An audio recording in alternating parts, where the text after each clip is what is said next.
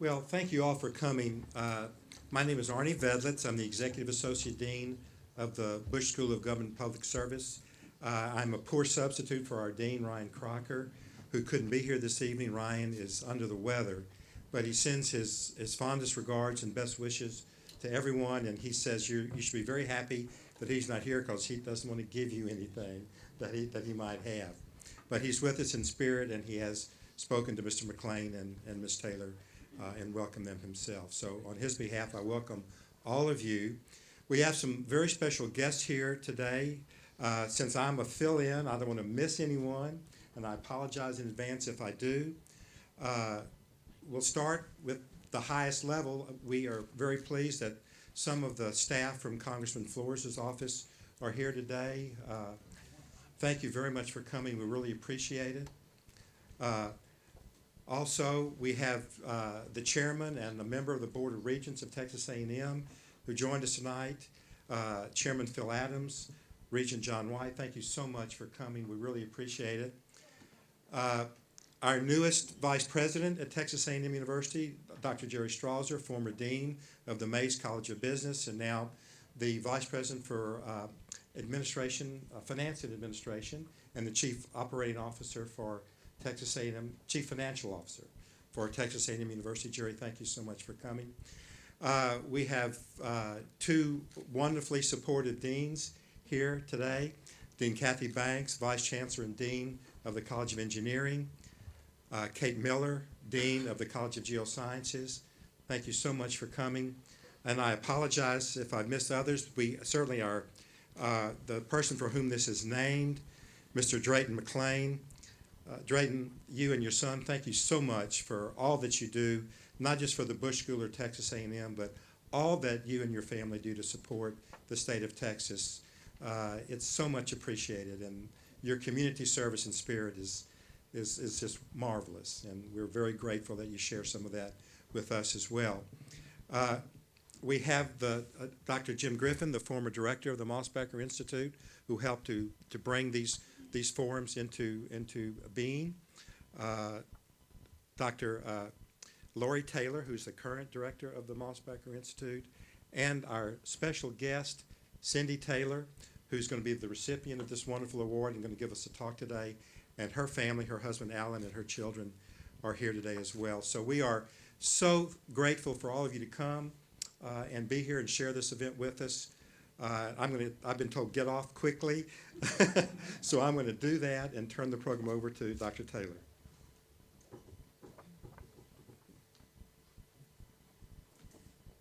Well, thank you very much, Dr. Vedlitz, and welcome. I'm thrilled to be here and honored to be able to introduce you to our guests this evening and to welcome you to this event for the Mosbacher Institute in Trade, Economics, and Public Policy. I'm pleased and honored tonight to welcome back to Texas A&M distinguished Aggie Cynthia B. Taylor. Cindy is the President, Chief Executive Officer, and a Director of Oil States International Incorporated, a diversified oilfield services company that she helped create. Under her leadership, Oil States International has built a global reputation for providing innovative, technology-focused service to the oil and gas industry. In 2006 and again in 2013, Oil States was named the top 100 fastest-growing companies by Fortune magazine. It's also important to note that Cindy is one of only 46 female CEOs in the Fortune 1000 and was ranked the number 2 energy services CEO in 2013 by Institutional Investor. In addition to her enormous business success, Cindy also makes time to serve in a number of business and charitable boards, many of which benefit Texas A&M University. She's the vice chair of the National Ocean Industries Association and serves on the boards of the Greater Houston Partnership, Texas Children's Hospital, and Texas A&M's 12th Man Foundation. We're very lucky to have her here with us today. Please join me in welcoming to the stage Drayton McLane to present the McLane Leadership in Business Award to Cindy B. Taylor.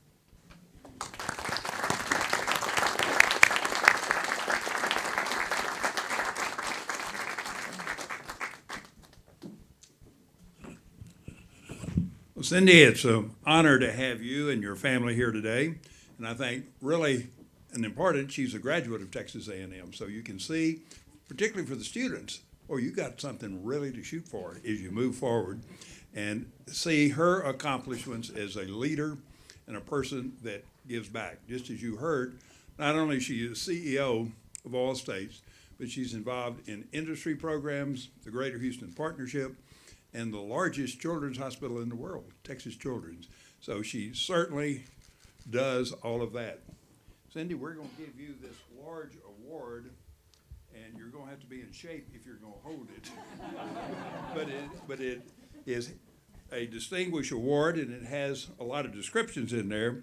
But part of it, it says, under Cindy's leadership, Oil States International built a global reputation for providing innovative, tech-focused services to the oil industry. That's just the beginning.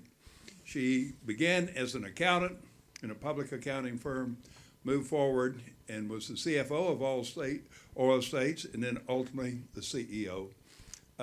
Being the CEO of a large company is exciting, fun, complicated, and challenging. And she has met all of those criteria.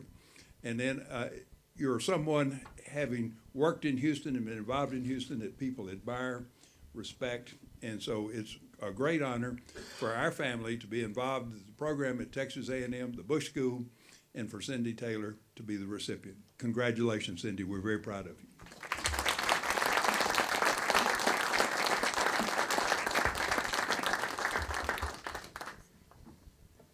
Thank you so much, Drayton and Dr. Taylor. I couldn't be more honored to be here with you today. It's very humbling, and I look on the rows, I see my family, and I see so many friends here at Texas A&M, and to be recognized like this is just incredible, and so I thank you for it. I spoke earlier to a lot of the students, and I see that most of them have left, so kudos to the ones who have stayed, but I got to spend about an hour there, and so hopefully I won't be redundant with what I talked about earlier, but they did ask me to talk about the energy industry, the impact that technology is having on the industry, and then maybe a little bit later, Dr. Taylor and I are going to talk about lessons in leadership.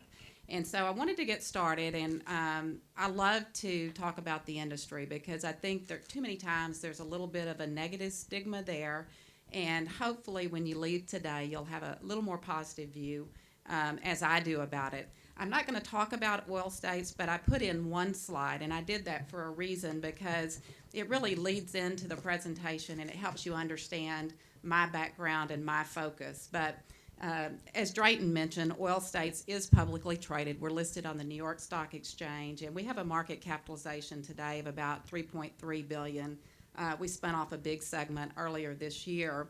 And in doing so, we became very much a pure play energy services company. We've got two business segments, and again, I'm focusing those. One is offshore products, and I want you to think about our activity offshore. It is very global in scale, deep water focus, but it takes us all over the world. In our well site services, you can't help but hear about the shale revolution going on in North America, particularly the United States. And that is a huge part of what we do. We work out on the well sites in South Texas and the Permian Basin all the way up to the Canadian Bakken, and lots of service personnel. We probably employ 6,000 workers roughly in many different and varied degrees. But I also want to point out, you hear a lot about alternatives, wind and solar, and sometimes that really dominates the conversation. But most of the industry and Oil States, as well as my background, is really focused on what we call non-renewable fuels, i.e. oil and gas. And so that's where we're going to go with the presentation. I wanted to talk to you a little bit just to give you maybe an industry perspective. Again, I expect a lot of students here. I may be tested by the dean when it's all said and done. But non-renewables, again, predominantly what I do is 92% of energy that's consumed in the United States. And again, our focus is oil, natural gas. Other companies produce coal and uranium, not us. But again, those are really the primary sources. Renewable fuels are about 8%. So again, that really encompasses things like solar, wind, biomass, geothermal, and other sources. And then I really want to talk about the consumption of energy. And a lot of people, even in the media and government, get this confused. But When you think about transportation, think about crude oil. 92% of what goes into transportation fuels is crude oil. And power generation's a little more complicated. You have sourcing from natural gas and coal, but also wind and solar. And the charts there will give you a little bit of a perspective, but I think it tells you that, number one, we expect that consumption will expand by 2040, and a lot of that is going to continue to be sourced from oil and natural gas. And if you look at the green up there, I think I have a pointer here.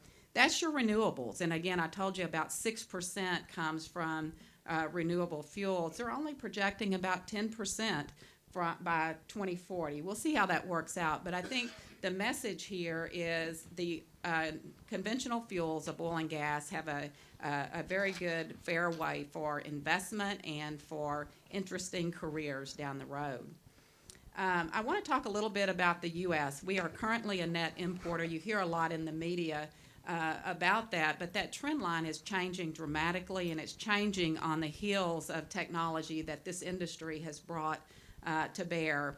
I'll focus on some of the production statistics over here. In 2011, 5.7 million barrels a day were produced in the United States. That is projected to nearly double at 9.2 million barrels a day by 2015. We're at 8.5 million barrels as of July. So again, this is dramatic. And think of us as a net importer of product. Again, about 55% imported in 2013. But this rate of growth of our own source domestic production is really changing that landscape, such that many people are projecting that we could actually become a net exporter of product with time. And again, I think there's a lot of questions to that. I'm going to focus on two. First of all, how high and how successful can we continue to be in the United States in these shale play developments, number one. And then number two, will we export this technology to other global regions and basins, and what impact will that have on the supply-demand balance? Again, this is really focused more away from the United States. Think about around the world. And what may be surprising to you is this chart right here. U.S. production peaked in 2005 with conservation measures, CAFE standards, and others. We are not expanding our consumption of oil, but other developing economies, particularly China, India, and other regions are. And that's going to really drive significant projected demand for oil and gas, again projected at 41% by 2035. And it's changing so many things, but if you look at what drives demand, what is it that causes us to expand? Population growth is significant. Again, think about these underdeveloped regions. And as they want to grow into a higher standard of living, move into the middle class, their disposable incomes go up. They want automobiles. I love the iPhones like all of you that you plug in every day. You wouldn't dare miss a moment. And that's going to increase the demand for crude oil and natural gas over time. It also has the impact on global economic activity and commodity prices. So there's a lot that comes into play.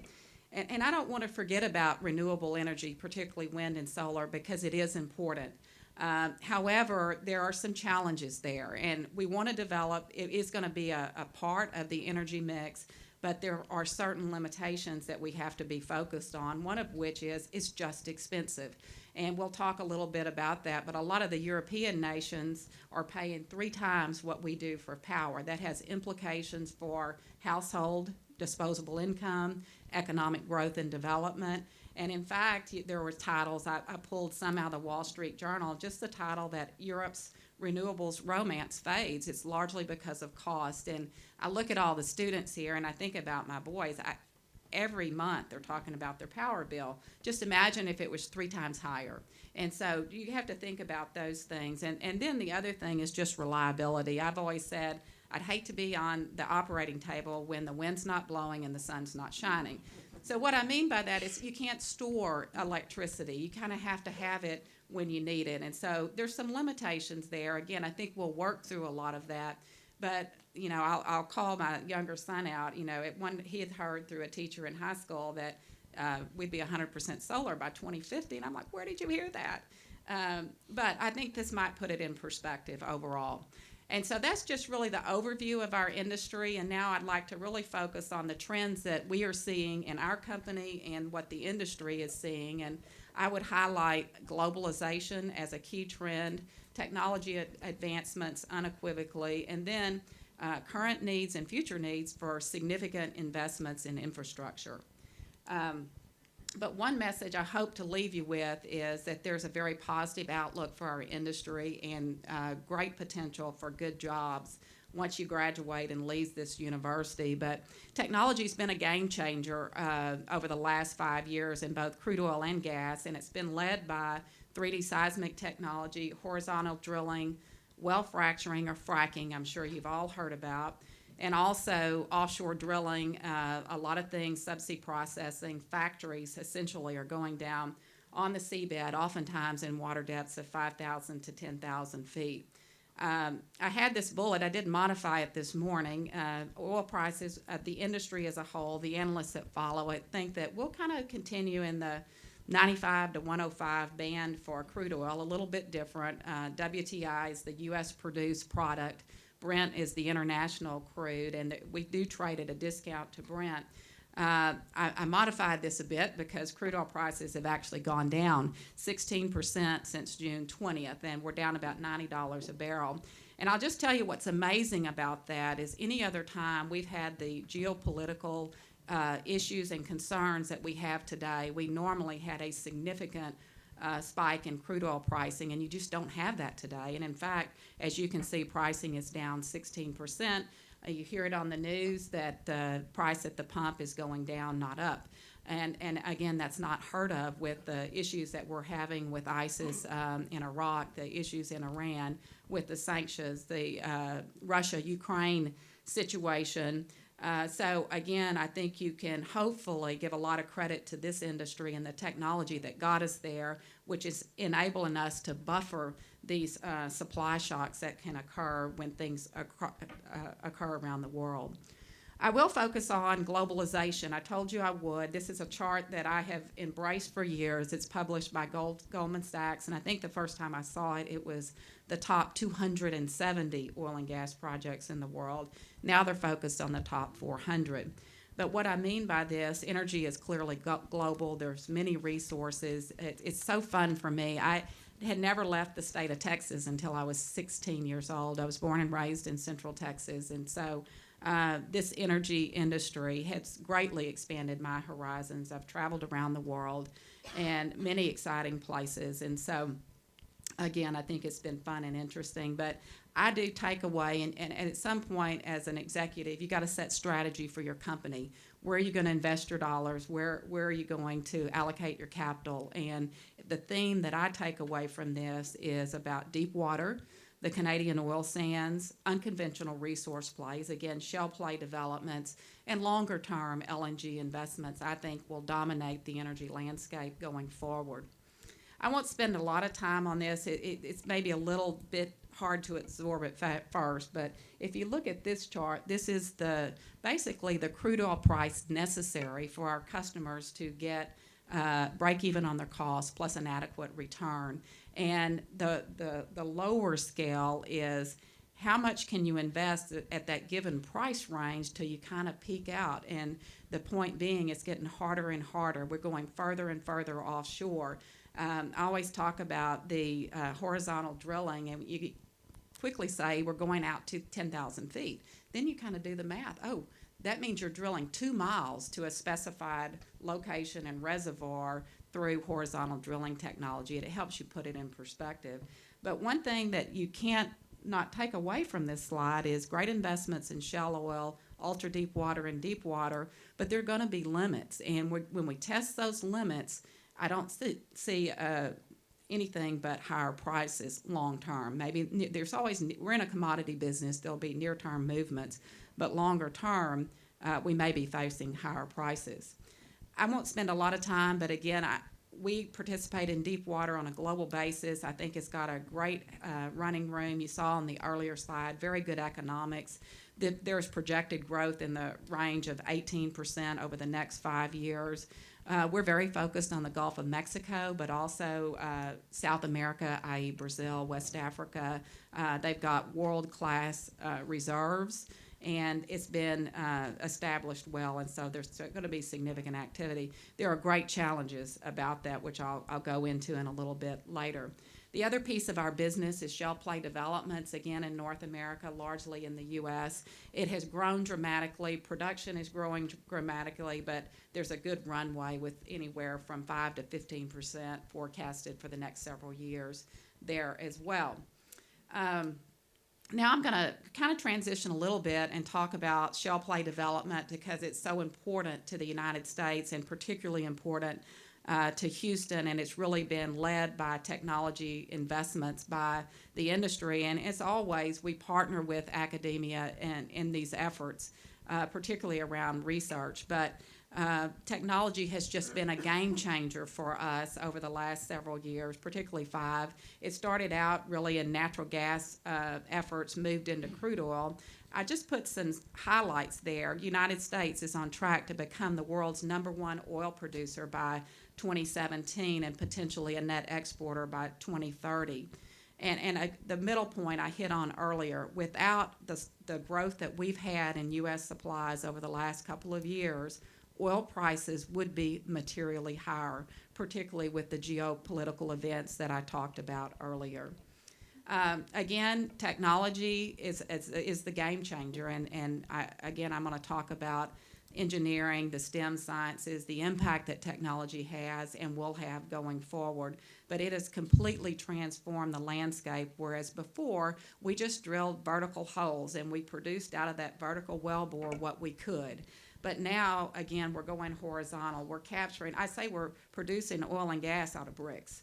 Or worse than bricks. It's very tight formations, and that's actually what it looks like. So it's quite amazing what we do as an industry.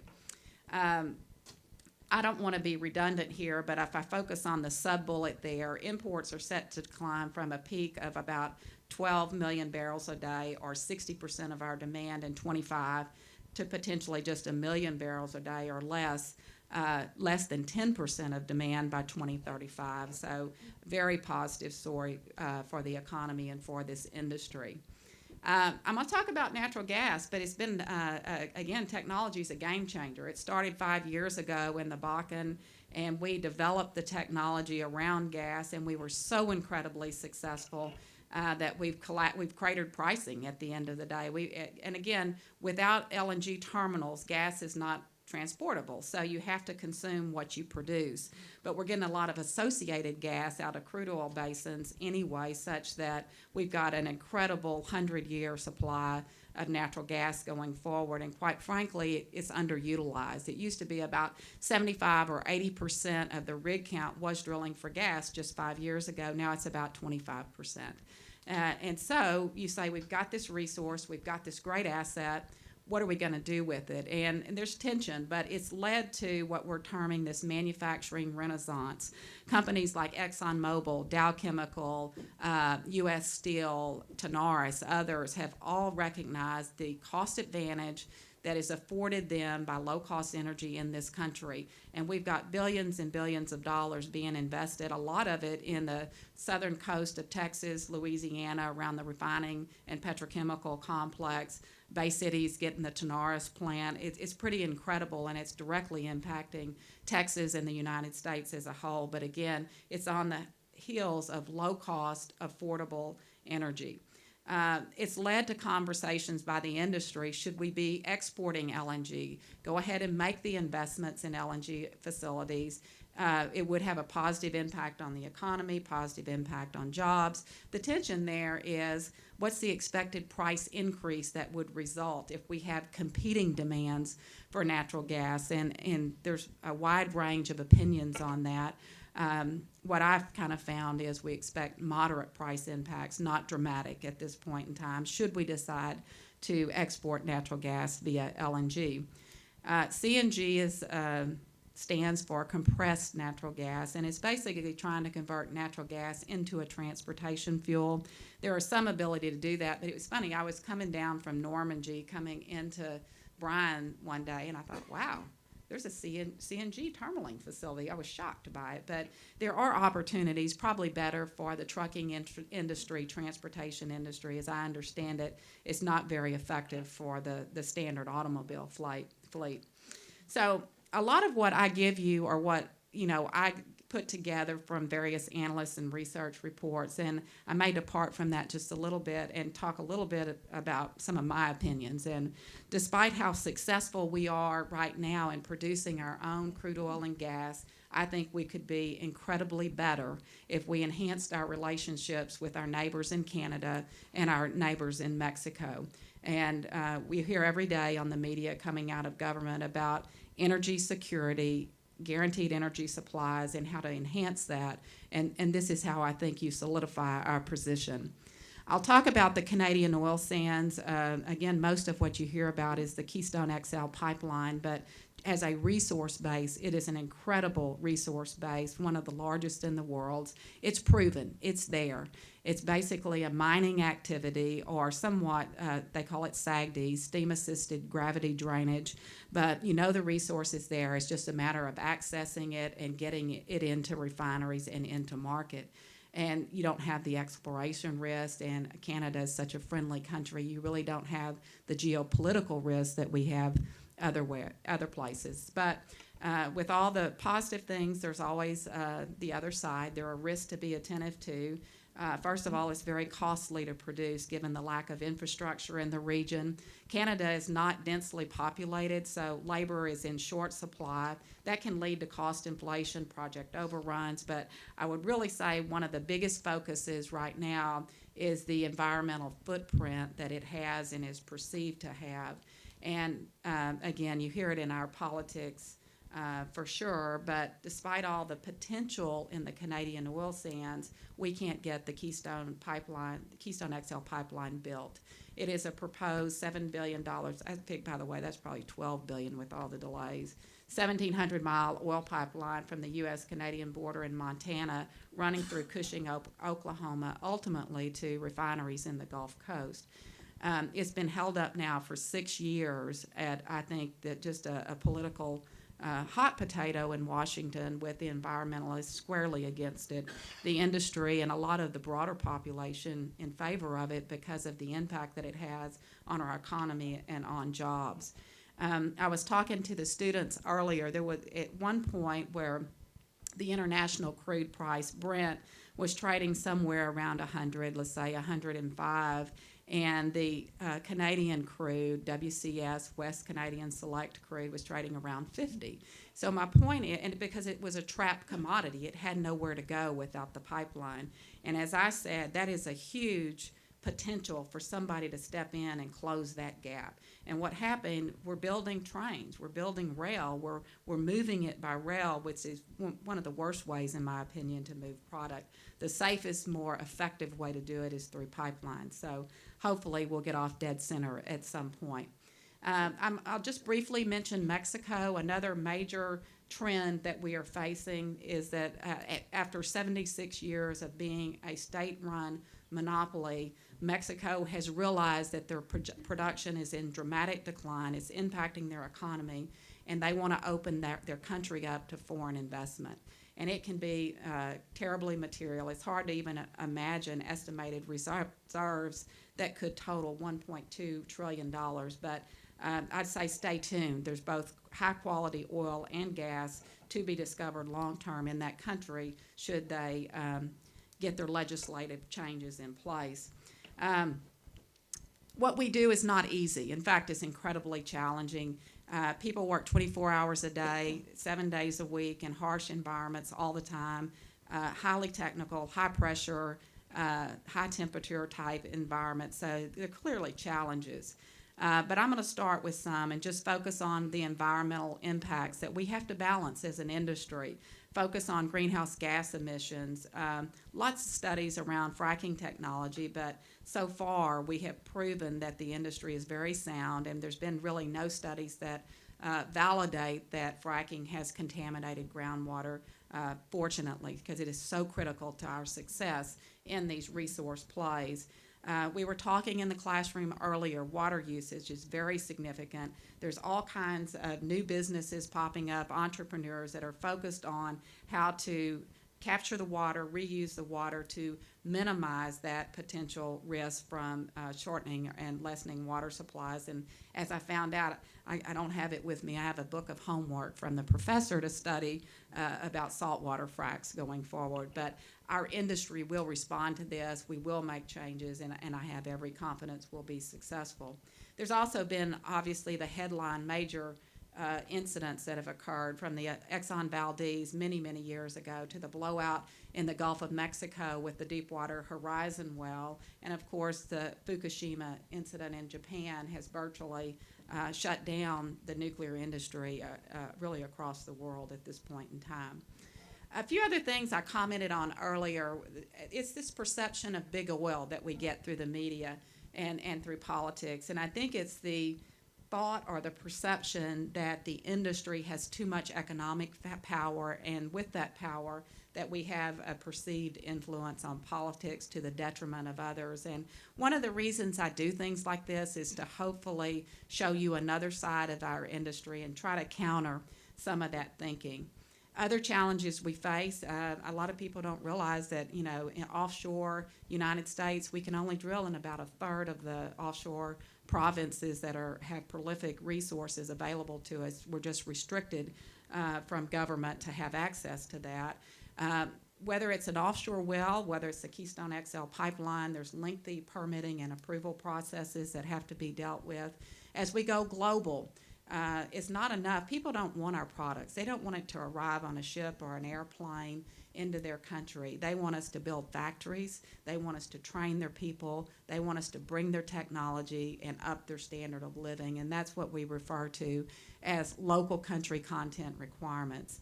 There's also, across the world, different tax regimes, import regimes, various budget considerations, so safety, security concerns, so a lot of things to be dealt with. I love this slide. I just saw it about a month ago, and it makes me think, and I think it'll make all of us think. And we kind of talk about two contrasting decades. And if you look at 2010 to 2020, it's a great success story. Technology's coming into play. We're increasing production. We're becoming less reliant on foreign imported oil, and we're doing so not only at stable prices, they're declining right now. So it's a pretty positive thing, and I don't think that it's coincidental that our economy is recovering at a faster rate than others across the world. I think it's embedded in low cost and affordable energy. The question is, what's the next decade going to look like? What is 2020 to 2030 going to look like? And it goes back to the red questions. How productive are these shale plays going to be? What is the extent? What is the life? They are fast decline wells. Are we going to continue to introduce new technologies to continue the trend that we're on? Likely, this production increase, I'm not saying production, the rate of increase is likely to slow and plateau a bit. We know the conventional areas are already declining. They're going to probably continue to do that. And so I like the bottom of this and says, if that is the future, what are we going to do about it? And the first one on the lower left, the bullet here says, one option you have is to enhance our partnership with Canada, produce the heavy oils that are there into our refining complex in the Gulf Coast. The second thing, okay, we can't do it, so let's go back to relying on OPEC to solve all of our needs, which is what we've been battling for years to minimize and get away from. The third thing, obviously, is let's use natural gas as a bridging fuel, which what we talked about. Let's enhance investments in wind and solar to augment the sources of energy that we have. Or the last thing is probably what we don't want. If you don't do these things, we're going to face higher oil prices that lead to more of an allocation across competing demands for energy. So I hope I haven't taken too long. I want to leave you with some concluding thoughts, my thoughts, if you will. But first of all, our world is becoming increasingly global. And what I mean by that you can't assume this isolationist mentality that if we produce in the United States and we control our consumption, we don't have to worry about the competing demands coming from India, China, and the other developing economies, because you do. I think it's put in perspective just this week. I don't want to challenge my students. Who knew where Liberia was and who knew what Ebola virus was? But it's in Dallas Presbyterian right now. And I had said before, you know, with all the cross-continental travel we do, it is inevitable that this will spread. And hopefully we've made the advancements to control that spread and eliminate it very quickly. But it just solidifies my comment that our world is very global and it's going to continue to get more so. There are now and there will continue to be many competing demands for energy, and a lot of that's going to come from developing economies. Our success, our technology is reducing our dependence on volatile areas to supply our energy products, and so I'm very pleased about that. Again, going back to my earlier slide, oil and gas developments are going to drive the energy industry for many years to come. We will augment that with alternatives, but we won't replace oil and gas in the near term. And again, I'm in favor of alternatives. Just know that there are limitations to be dealt with. And so many challenges there. Again, the oil-driven projects that we are undertaking are incredibly complex. They're very expensive. We've got the technology. Other countries want it, and they're going to try to bring our investment dollars into their country. Right now, production growth, we're getting it, just like the Canadian oil sands, but we need infrastructure. We've got tons of natural gas, but it's going to be a captive commodity if we don't invest in LNG. Again, lots of infrastructure to really make this a freely open energy infrastructure. Transportation systems need to be expanded. Environmental and regulatory impacts play an increasing role. We got to work with Washington. We've got to get prudent, reasonable policies in place that allow us to develop and grow as a nation. Local country content, I can tell you every day we're building 2 facilities right now in Brazil because they have prolific offshore reserves and they will be very active. We're building a new facility in the UK right now, which is a great export market into West Africa. You're going to continue to see that, and the balance I'm seeking is having access and incentives by our own government to make investments in our own country so that we don't have to go overseas with all of our investment dollars. And skilled labor is very tight. There, you know, I'm going to say this, I'm probably one of the youngest ones in my industry, one of the youngest leaders. I'll say that with a smile on. But the point is, we won't be here forever. We need new talent. We need new skills. And that kind of leads into my next slide. Technology, technology, technology. We need that. And, you know, I've expanded my business contacts here with Dean Strasser. I'm working more and more with Dean Bank because we need engineers. We need students in the STEM field, science, technology, engineering, math, but our industry is so broad. I'm a business major. I'm an accounting major by trade. Supply chain, industrial distribution, human resources. We touch all aspects. We employ tons of people. I'm on the Greater Houston Partnership Board, and I remember one comment, and I'm focusing on Houston because that's where we live, but they said about 50% of the Houston economy is either directly or indirectly tied to energy. That is powerful if you're a student about to graduate seeking a job. And I'll also tell you there's lots of great Aggie engineers that are running these companies. And so if you are interested, I think there's a terrific potential for you. And I'm just getting my beliefs here. I have a very positive view of our industry because I think it's so fundamental to every aspect of our life, from how we live it at home to how we run and manage our businesses, and having low-cost, affordable energy is a game changer. And it does drive employment and GDP growth. And so I left this, I didn't know what audience I would have. I figured it's a lot of students, but I'm going to challenge all of you to consider our industry as you move forward and seek a career. And lastly, I'll just say, gig 'em.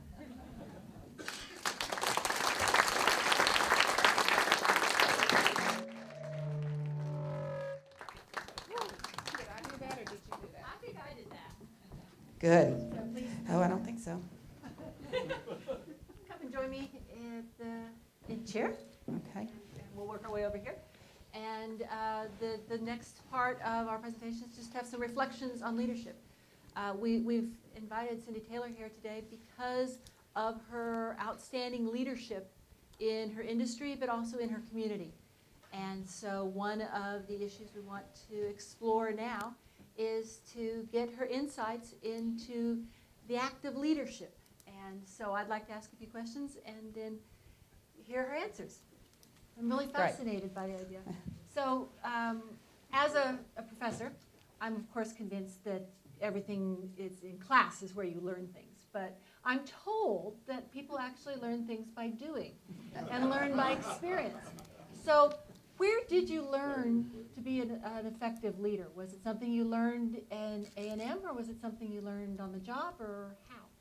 Well, I'm a believer in lifelong learning, and it starts from the day you're born. And it may. And I'm also big on competitive sports and teamwork, as you'll find out. My passion. One time, I'm wanting to be a coach, so I'm kind of funneling my energies through the 12th Man Foundation, and then I thought I wanted to be a doctor, so Texas Children's comes into play. But I think we're all seeking what career we're meant for. We all have these little surveys you take. Do you like to do crosswords? And I do like to do crosswords. And anyway, I decided that a business career was right for me. And I'm going to give Dean Strasser so much credit, because I go back to the students today are so bright, they're so intelligent, and they're so much more well-rounded than we were. I'm just going to go there. But I think you learn leadership, in sports. There's many avenues to do it. You learn it in the classroom, group studies, the different groups and organizations that you're part of. But you don't stop there. None of us stop in college. And, I knew I was going to practice accounting, and I knew I started out in public accounting. I'm not sure I knew what it really meant. I think the students, again, are much more equipped today than maybe we were.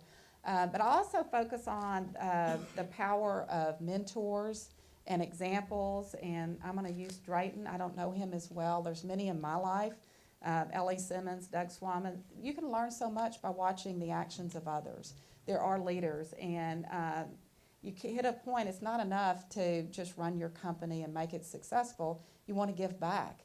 I'm here because I hope that maybe some word I say inspires some student along the road. It's kind of a long-winded way of saying you do learn. I learn something new every day, and when you're you either put in or you step into leadership roles. I was told I stepped into it, and I was told I was a natural leader. I didn't know that. Maybe they just meant I don't want to do it, so why don't you do it? But I think we'd all say it evolves over time, and I wish you could teach a course on leadership. I know, I've got a cousin who does try to do that, but what a challenge that is, because it's so ill-defined. Mm-hmm. So your training is as a CPA. Yes. And you're the leader of a global technology firm. So is it difficult for someone with an accounting background to effectively herd those engineering cats and to try and get people from the technology field to move in the direction you want them to go? I haven't found that, and there's always a balance, and that's why I have respect for all the disciplines, because quite frankly, you need them all. You can have the best engineered project on earth that may make no money, right? There's always got to be a balance there in terms of how you invest it. But I think the key is having mutual respect for everybody that you work with and having consistency of message. My role is not to be an engineer. My role is not to go challenge the design of a subsea tree or a pipeline.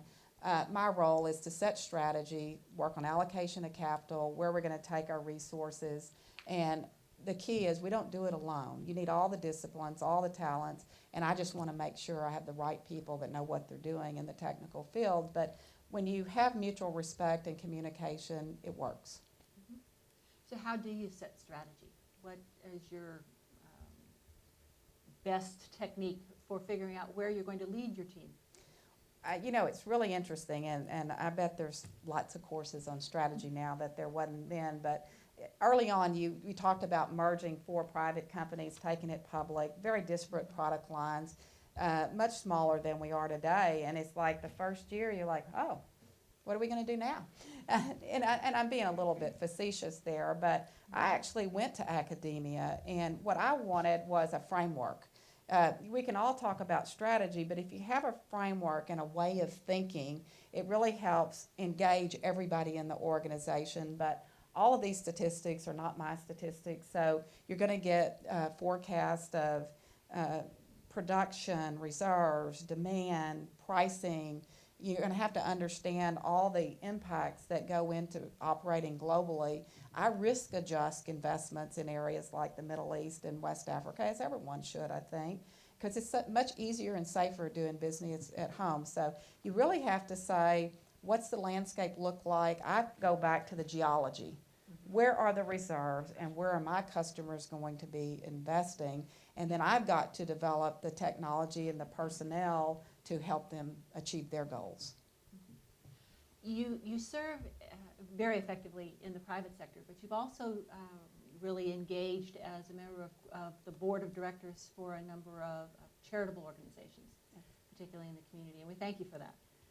So that's put you in a position to be able to observe leadership in a nonprofit context and leadership in a for-profit context. Do you see those as different? And are the skills that make a person an effective leader in a for-profit firm different from the skills that make a person an effective leader in a nonprofit firm? I will just generally say the mission is different, and I suspect Drayton would agree with me on that. And I'll go to my experience with Texas Children. So I think Mark Wallace is one of the best leaders I've ever met, and he has a deep organization of people, and a lot of the strategies and practices have the same common boundaries as what we do, but the mission is different. It's a nonprofit hospital. Their mission is not to make money. Their mission is to serve every child across the world, regardless of ability to pay.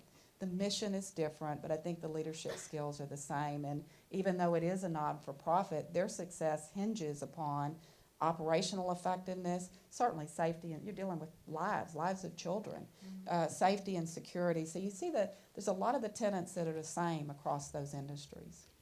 Could you identify any particular tenets or skills that you think are the most important?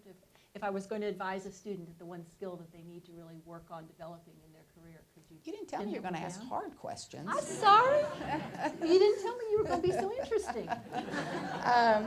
Well, I just generally say my model is what I call distributed leadership, meaning that particularly the larger you get, whether it's a profit or a nonprofit, you can't be the focal point. You can't be the one that signs everything. You've got to, and there's a great book. It was, I think it's Collins. I'm trying to remember his first name. Good to Great. But it was all about getting the right people on the bus. You hear that terminology, and what it means is I'm not the best engineer. I'm an accountant. I'm probably not the best marketing, creative person on world. So get the right talent in the organization to meet your needs, and I think you'll be successful over time. How do you choose talent? I mean, do you go with networks, or do you work through referrals? How do you find? Well, these it's people? all of the above, and there are firms that develop placement services and trying to identify the skill sets that you're looking for. But one message for all the students here: it's relationship based, and our industry is relationship based. My CFO today, we had a succession plan. He's somebody I worked with 25 years ago. I served as his reference. He came to me, and I'm sitting there going, now, what do I want to do? Why do I want to put you to work somewhere else? And so I think when you have personal experience with people, personal references, it makes a huge, significant impact. Whether it's a student that asks for a reference to get into college, whether it's somebody seeking an internship, when you know their background, you know their history, you know their work ethic, it's huge. And so people tend to draw on those relationships. But, of course, we also use recruiting tools, now online tools. We're not as good as we should be. We need to work on that a little better. LinkedIn, all the various sourcing. But it's basically saying, I've got a need. How do I find the right talent and bring that together? But the other thing I'm going to tell you, a cultural fit is significant. You may have all the skills in the world, but if you can't work with the team effectively, it's not going to work.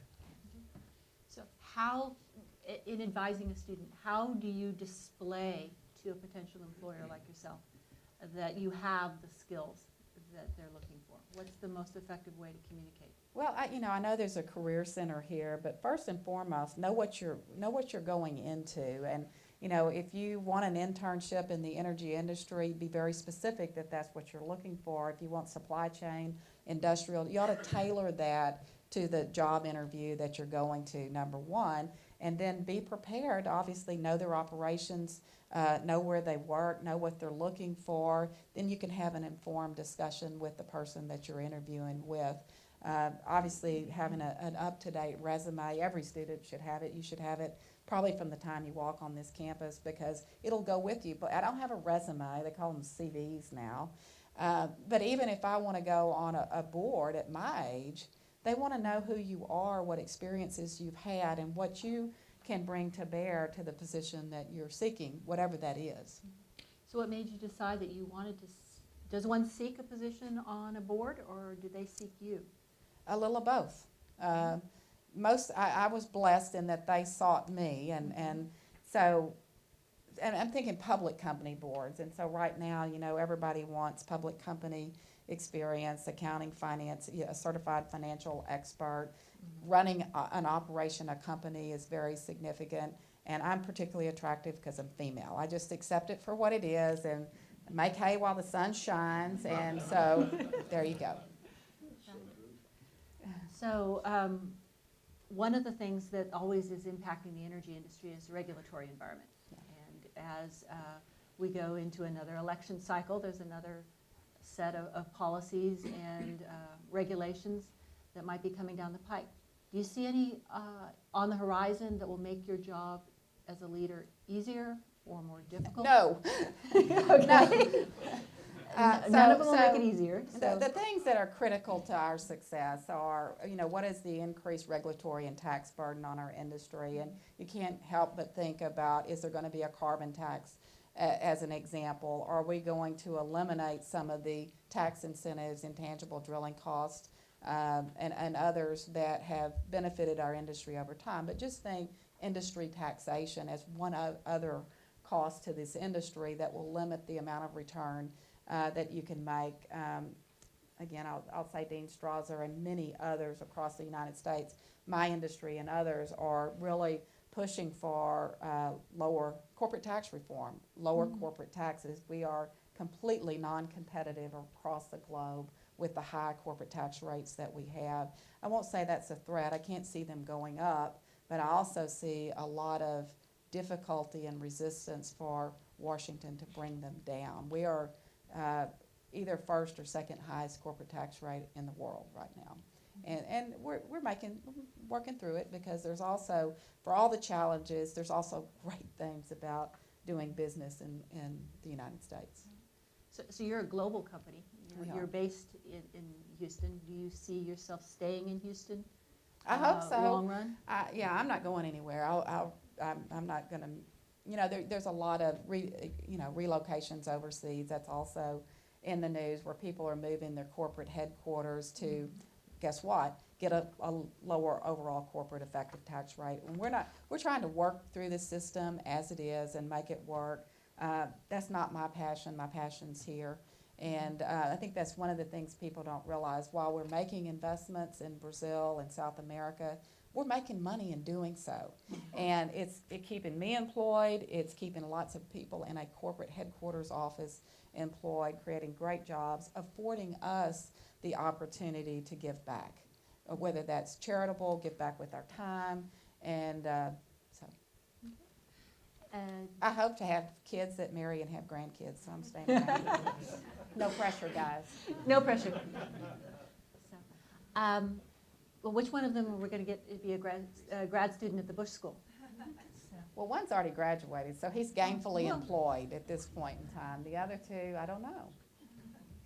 They're smiling. This is a good thing. They're recruitable. Get with it. Oh, we're making arrangements. So, well, thank you so much for coming and sharing your insights. Were there any other perspectives on leadership or advice you'd like to share or anything else you'd like to to toss to the No, crowd? I mean, I just, I'm just a normal person, and so you get honors and accolades like this, you're humbled by them, and I'm very appreciative, but, you know, I came, small town in central Texas, you know, I didn't go to Baylor, because I couldn't afford to go to Baylor, and so, you know, Texas A&M was a great place for me. It was an affordable education, and it was a game changer for me, and so, if there's a message out there, I still believe in the opportunity that the United States holds. I've lived it in my life. We had hardships as a child, and I always say it. And success is how you define it, right? It's not how anybody else defines it. But I think that my life has been blessed, not just successful, and it can happen to anybody. And I guess that's my last thought. Okay, great. Thank you so much. We really appreciate it.